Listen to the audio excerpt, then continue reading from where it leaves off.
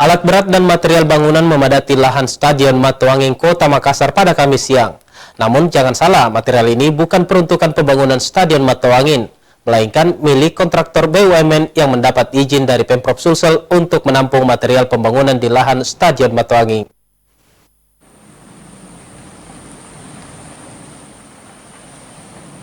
Bak cerita yang tak berujung, seperti juga kondisi proyek Stadion Matuanging yang hingga kini masih mangkrak.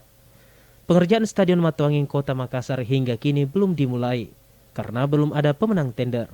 Alat berat dan material yang ada di dalam area stadion bukan untuk proyek Matuanging, melainkan material proyek ini milik sejumlah perusahaan BUMN.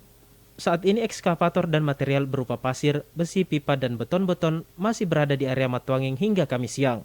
Menurut salah satu perusahaan yang menyimpan material di lokasi ini, pihaknya sudah mengantongi izin dari Pemprov Sulsel. Wahyu Saputra, Sulawesi TV.